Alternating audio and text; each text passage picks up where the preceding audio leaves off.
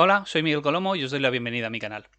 Hoy voy a contestar al reto que hizo Rubén Chisbert en el programa de televisión La nave del misterio de Iker Jiménez. Veamos el reto. Yo ofrezco todo lo que tengo desde los 16 años que llevo trabajando, que he traído, que son 13.000 euros a cualquier persona, a cualquier espectador que en la Constitución española determine los dos requisitos de la democracia en España. La separación de poderes, y la representación.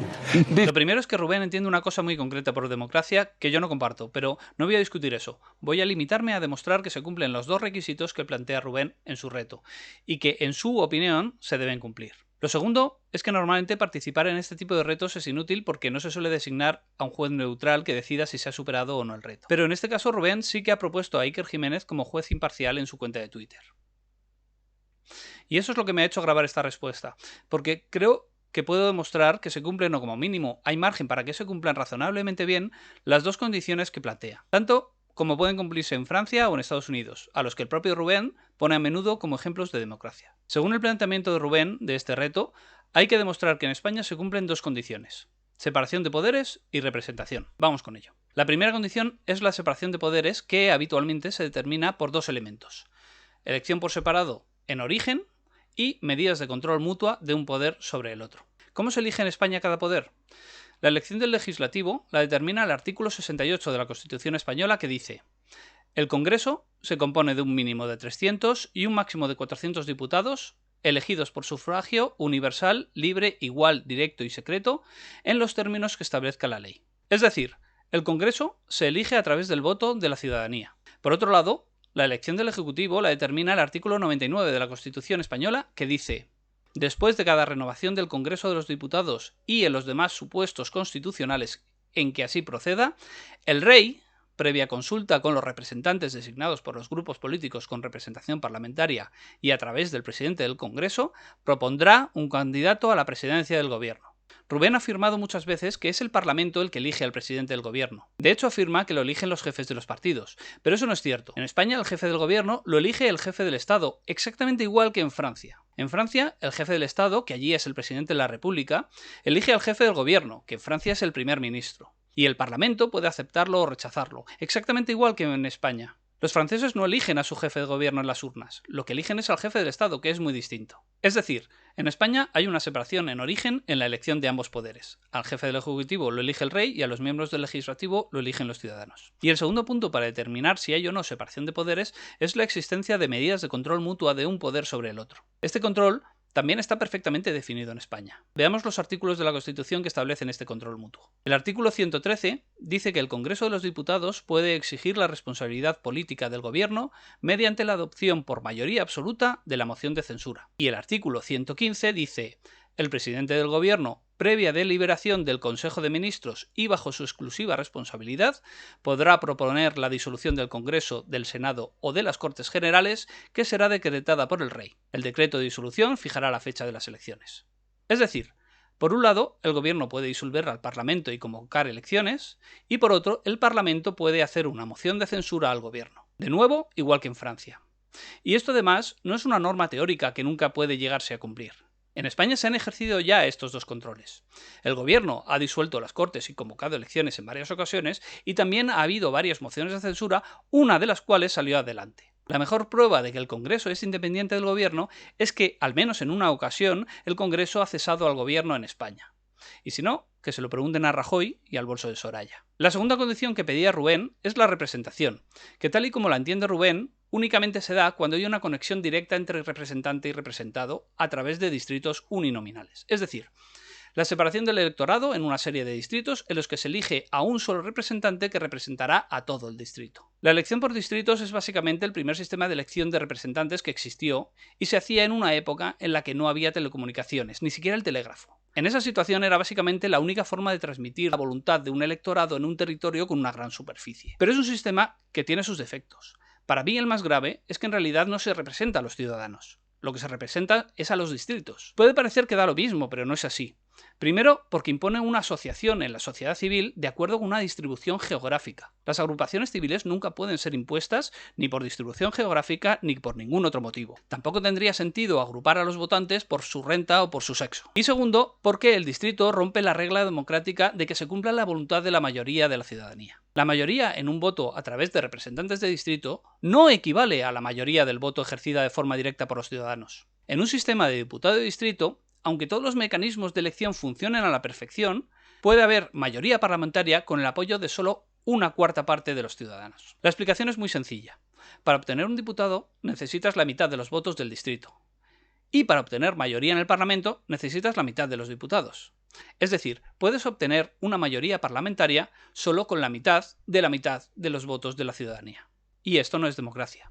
Este problema lo planteó ya en 1816 el matemático Joseph Díaz Gergonne en el artículo Aritmética política de la revista francesa Anales de la matemática pura y aplicada. Y por este y otros motivos, como la anulación de las minorías o la tendencia al bipartidismo, se han buscado desde el principio de los sistemas representativos otros sistemas de elección de representantes como el voto único transferible o los sistemas proporcionales. Y de nuevo, Rubén dice a menudo que en España hay un sistema proporcional. Pero eso tampoco es cierto.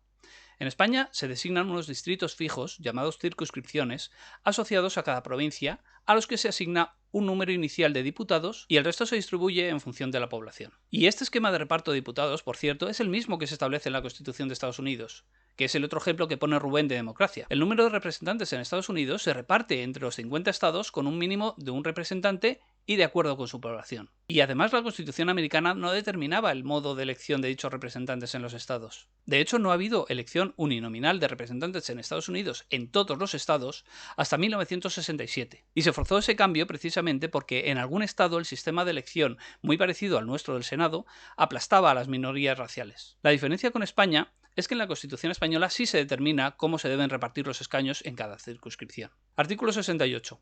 El Congreso se compone de un mínimo de 300 y un máximo de 400 diputados elegidos por sufragio universal, libre, igual, directo y secreto en los términos que establezca la ley. La circunscripción electoral es la provincia.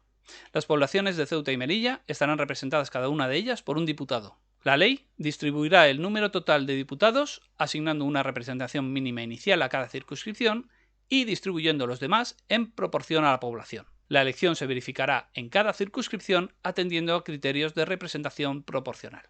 Podemos discutir sobre si hay una conexión directa entre representantes y representados cuando en una circunscripción se eligen 36 o 32 escaños, que es lo que pasa en Madrid o Barcelona. Pero de hecho en España hay dos distritos uninominales en los que dicho requisito se cumple al 100%, que son Ceuta y Melilla. Rubén puede decir que en esos dos distritos uninominales de España no hay una oficina del representante y no hay revocación de mandato, pero tampoco lo hay en Francia. Y también puede decir que en realidad en esas dos circunscripciones no se pueden presentar candidatos sino solo listas de partidos, pero eso tampoco es cierto, porque un candidato se puede presentar en solitario a través de una agrupación de electores, en la que se estará eligiendo a una persona y no a un partido. Por lo tanto, al menos en esas dos circunscripciones se cumplen a rajatabla las dos condiciones exigidas por Rubén para este reto. Pero es que además, en muchas otras circunscripciones, en la mayoría de hecho, se eligen solo 2, 3, 4 o 5 representantes, lo cual se acerca mucho a la conexión entre representante y representado que defiende Gisbert. En esos casos, sí existe esa conexión entre diputados y sus electores en dicha circunscripción.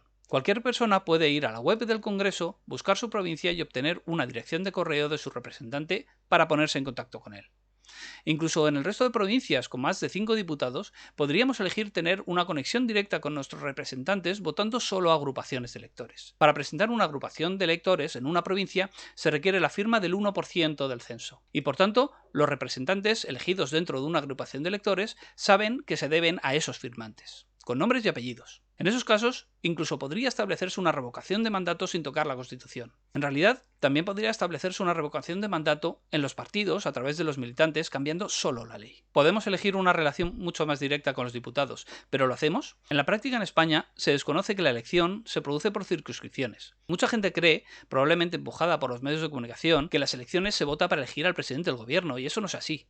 Una persona de León o de Cádiz no vota por Sánchez o por Feijóo. No hemos tenido la capacidad o la inteligencia de exigir una representación por circunscripciones y hemos dado un poder excesivo a los grandes partidos que imponen listas estatales. Pero podríamos perfectamente votar a partidos, o mejor todavía a agrupaciones de electores que solo se presenten en nuestra propia provincia. De hecho, últimamente parece que vamos en esa dirección, solo nos ha costado 45 años descubrirlo. Tenemos que ser conscientes de que está en nuestra mano no votar a listas de partidos elaboradas a nivel estatal por una sola persona. Tenemos mucho margen de actuación, pero no lo estamos aprovechando. Quizá deberíamos reflexionar sobre hasta qué punto la ciudadanía exige ser representada y es responsable de sus propias decisiones. En cualquier caso, ese es otro tema.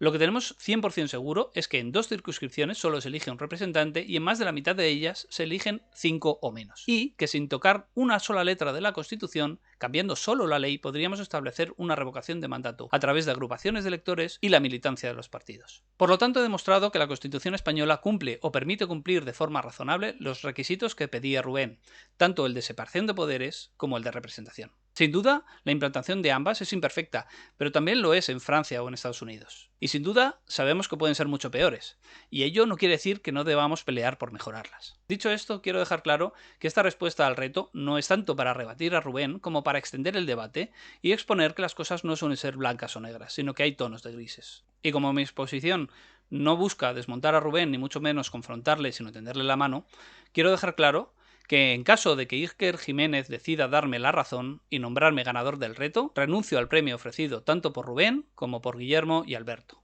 A cambio, tan solo pido charlar con ellos sobre todos estos temas, sobre todo para buscar entre todos una estrategia que, respetando los posicionamientos de cada uno, como la abstención activa, nos reúna a una enorme mayoría de los ciudadanos y permita forzar un cambio en nuestro sistema. Iker, queda en tus manos. Nada más. Si os ha gustado el vídeo, os invito a darle al like y a suscribiros al canal. Espero vuestros comentarios, un saludo y hasta otra.